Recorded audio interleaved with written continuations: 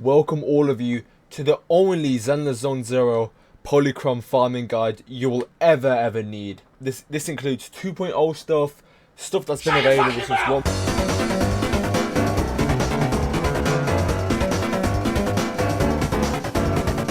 My number one tip, right? This is probably going to be the best tip in the entire video. Basically, every single long-term method of farming polychromes and other such really valuable materials is going to be in your Scott outpost. The UI is changed now. I'm having a hard time getting used to it, honestly. But if you come over here, you see you got your Scott outpost, and all of these here are going to be your essentials, so I like to speak. Mate, you won't have all of these from the start of the game, but as you rank up and you do quests in this area, you will unlock new game modes, which we'll get into that in a second. So, the first main modes are Shiyu Defense, and this is going to be your Spiral Abyss. If you played Genshin Impact, Honkai Star Rail, or like most gacha games, you probably know what this is already. You just go in here. This is the resetting stages. These two are standard stages, and the only difference I think between these two is that this one you have to be under a time limit, and for this one your characters just cannot die. I think it's somewhere like that. So definitely pick up those as soon as possible because the rewards are great, like always, with both the standard and the recycling one. When you come over here, you will see Deadly Assault. Now this does unlock a bit later, I think, as far as I'm aware, but I always leveled up enough before. But you will come to this screen where you will see 3 weekly bosses, and you'll have to use 2 different teams or 3 to clear all of these. You can't use the same teammates, it's all that kind of nonsense. But the only reason I don't go for 9 stars is I probably could. If you look at my lineup on my account, like I definitely have the lineup for it, because I've got a lot of characters, because multiple reasons. The majority of those characters come from just playing this game. I don't think I actually bought the monthly pass until like 1.5 or 1.6 maybe. I don't remember. But I didn't buy the monthly pass for ages because you just don't need it with this game, honestly. You really don't. That's why I don't go for all of them, because you still do get rewards, but as you can see, you only get Polychrome rewards for having 6 stars, nothing more, so I don't really bother with it. The juice of your Primogems does not come from either of those 2 modes. It is going to be Hollow Zero. Now, if you want big rewards in this game and you want them quickly, you play Hollow Zero. And I have surprisingly seen like no videos talking in depth about both of these modes, like at all. I think I've only seen like 1 or 2 videos that ever exist, and those are so they're not outdated because you can still get the tips from those. None of them talk about this mode. So if you want an in-depth guide on both of these, I will gladly make one. Just let me know in the comments and thumbs up the video because I really would appreciate it. But this is the first mode to come out, so this is genuinely going to be like easier, so to speak. You will come into here and you will see qualification assessment, old capital metro, and you get the deal. So you're going to want to clear out all of these as the levels progress. You know, obviously it gets harder, and the more you progress through these, then you'll unlock this thing, and it's going to be like purple at first. Then you have to do that, and after like some quests, after some doing that, you're going to unlock this Withering Garden, which has exploration and blitz mode. Now if you want to farm the most amount of polychromes as fast as possible, you would think you want to go for the blitz mode, but honestly the blitz mode gives less Resonia, and I'll get into what that is in a second. So you're going to want to come into here, and a lot of these are going to be locked up for you. And the way you progress through these is you will have to select these 3, then complete it, then these 3, then complete it, and so on and so forth. The reason you want to keep these difficulties going up is 1, you get more points for your investigation level, and 2, you get rewards for every single difficulty you progress in. 60, 60, 60, 60, and it goes so on until Ether Activity 8, which is really good on its own. But that's not the juice of the Primogems. That's not the juice of the Polychromes in this. The juice comes from what you do inside of this mode. I've basically cleared out all of it, but I will hop into it for a second and show you the logistics. Right, That's why the glasses are on, even though I don't need glasses. I'm not going to baby you all that much.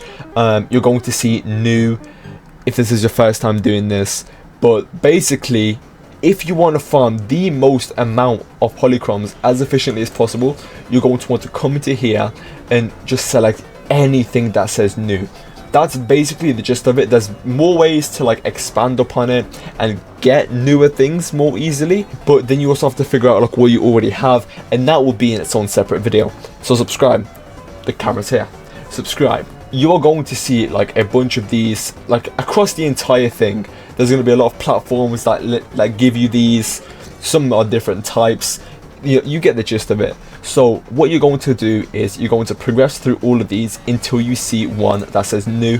When you level up something in this, you will gain access to this kind of refresh feature, which is really useful, and it has helped me on a lot of runs just to get the cards I need. But obviously I'm not going to have any new ones since I've basically finished the entire thing. So you're going to want to select anything that says new, and you're going to rinse and repeat this over and over again until you've completed until you stop seeing new. When you stop seeing new, then you're going to want to do this. Usually after you finish a run, there's going to be a bunch of like markers down here, which I will explain to you very quickly. This is just your license level. The more points you get, the more you level it up. It's really that simple. I have maxed all of mine out. This does not reset, but this is just like the permanent rewards essentially. And obviously max mine out since I'm a sweat. You're going to see a red mark over here where it says Explosion Collection, and this is going to be pretty much the entirety of your exploration. As you can see, I have got 84%. I don't know how to do this YouTube stuff that much, but there's 84% down there, which for a lot of you is not going to be that high for a really, really long time, because I've had to try a lot basically to get it that high. But as you can see, when you come over, you'll see your Resonian database. This is the cards that you've been collecting. Right now there's 309. There's obviously going to be more in the future, but you're going to want to collect all of these and see which ones you don't have. Unfortunately, there are quite a bit locked behind having specific characters. Right now you just have to worry about getting all of these. That's what we're going to keep it at. Same with these corruptions, same with these special areas. These are just stuff that you can encounter while in there. And if you want to see a video on that, please subscribe and like. Now the reason all of these are so important is this screen right here. Now you can see, oh my god, I don't know where to point. I don't know why I keep trying this, but you will see there is a lot, and I mean a lot of rewards just waiting here to be collected. All of these have an insane amount, right?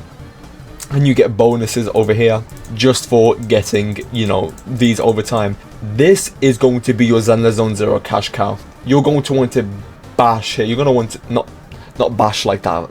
The name of the word's changed. You're going to want to grind this as much as you can. This is going to be the area to get polychromes. It is so insane. It's nothing like in Genshin. It's nothing like in Star Rail as far as I'm aware. This mode is like, it's got so much depth to it. It is amazing. Like I've already spent way too much time just explaining it. You'll get told the rest in a separate video. Now my next set of tips for you comes in from the video store. Now nothing in here, right? The only thing you have to worry about with this is doing your dailies, which I think everyone kind of knows already, to make sure you're doing your dailies every day.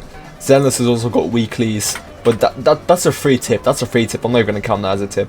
Another really important place you're going to want to be at quite a lot of time is the Hollow Deep Dive system, the HDD, and you're going to want to spam. You're going to see up here there's going to be all these different, like time periods, right? Where you got chapter 1, chapter 2, so on and so forth.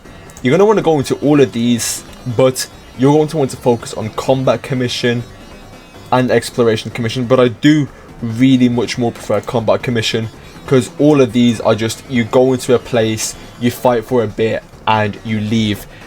With these, it's more like the TV mode. I genuinely think some like new players aren't even gonna know what the TV mode is until like they play Withering Garden, because it's been like fully like almost removed from the game because of how much people hated it. but these for the most part do have the TV mode, and I'd prefer to stay away from them because it makes the gameplay like less fun unless you enjoy the TV mode, because I know a lot of people do. I personally just like my fighting, so stick to combat across all of these. And the way to get these commissions is going to be going around the world, which is going to be in your quick nav, and you're going to want to change the periods of time in the day to different times, and anytime you see like this kind of blue indicator for a quest, you're going to want to do it. These blue indicators are going to be your best friend. They usually look like this, but this is just because I'm starting a quest right now, and I think this is for something I'm going to get into a bit later. So you're going to be going around these areas, and there's going to be a bunch of blue indicators on the top of people's heads that you can go up and talk to. Some of these characters have got multiple different quests or whatever that you can accept, so just keep coming back to them, and anytime you see none on your screen, just refresh to the next day and keep doing that until you've basically completed everything. One thing I like doing is heading over to Officer Mimi over here, because this is a really good place to check your progression on commissions, quests, whatever you want to call them, because they do in fact get like marked down here. And as you can see, I have grinded out all of mine for this area, so just do that. Make sure you complete all of these. It will net you so much rewards that it's not even real. Obviously there's other stuff like HIA commemorative coins, which aren't really that efficient of a way to farm. I would really only leave those coins until the end when it comes to your priorities, because they do take quite a long time and some RNG. So that's my advice. Now my tip for number 3 is always either do your scratch card or this new 2.0 thing, which you won't have access to until you do the quest, but it is going to be coming over here and getting your daily divination reading, whatever it's called. You will get rewards just for getting different ones, and from what I've seen, this is probably the more efficient daily scratch card thing to choose. But obviously until you do unlock Ashuo, I don't know how you say his name, you're going to want to do your default scratch card. And the reason it's important to do every day is because at set days, I don't know what days they are exactly, but at set days, if you log in daily, you will have a guaranteed Polychrome reward, which obviously it ranges from like 10 to 20 to 40, but over time that does like stack quite a bit. And also it's easy to do because it's one of your like errands over here, which, you know, it just makes it like 10 times easier to do, since you don't really have to go out of your way for daily gameplay to do it. It's more, it is your daily gameplay. Now my number 2 tip is going to be like right next to this, unironically, and it is going to be to manage this new thing called the Suibian Temple. This only came out this update, so you're not going to be far behind in the slightest out of anyone. But essentially, if you've ever played like those like shop manager games where you manage a shop, you get money and you get rewards, this is a permanent mode in Zenless. Now I get some people aren't going to have the most fun with this, you know, you're sitting there crafting, sending bamboos out, but the rewards for the levels you get are phenomenal. Genuinely, it is so worth doing this. And you can also go to like the Devon pawn shop and claim additional rewards like polychromes and these prepaid power cards, which basically what they do is you can skip, where in the HDD you can literally skip an entire mission and get the rewards for it, and the game will just act as if you did it normally, which means you can continue onto quest lines for quests that have been a bit difficult. Now I haven't struggled with like combat or quests in ages, but I know there was this one quest called The Prophecy. I couldn't be bothered, it took me way too long and I kept failing, so I was just waiting for this prepaid power card to drop, and I've used it, and now I've officially completed all my commissions in the HDD, which is kind of insane. There are already really good guides on it. I don't think I'm knowledgeable enough to really be able to talk about the Suibian Temple, whatever it's called. I'm just going to leave that for the experts to dissect for me, because until I know how to do that, I ain't doing that myself, because I don't want to look like an idiot, honestly. Now for my number 1 tip, it's kind of a smaller one, but it's also really like underrated. I hate when I have to go on someone's account and I come to their tactics tab and this is completely untouched, right? I'm not talking about this, I'm talking about these. These take like 10 seconds to do each, 15 seconds maybe. I'll also come to here and they will be stuck on one challenge that they've just completely forgot about, or just a challenge that, you know, you kind of have to go out of your way to do. Do these things in your book. Both of these, I'm telling you, it is not permanent way of getting primo gems. It's not a permanent polychrome method, but it is a method regardless. I know this final tip is kind of combining like a lot of things into one, but the main point I'm trying to get here is don't miss out on stuff. Don't accidentally leave stuff behind, because I also know people who don't know that this place is where you can accept like quests from as well. I've been on people's accounts, I've seen people's accounts where I've came here, scrolled down, and all their blue ones are still here. And it is insane to me how people can miss out on this, because a lot of these are really, really good.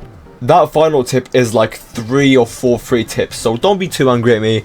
But of course, if you did learn anything, please like and subscribe. If you want a more in-depth guide on earning polychromes from like actual calculations and what's best for your time, please let me know. Thank you all so much for watching. Have an amazing day and subscribe, dude.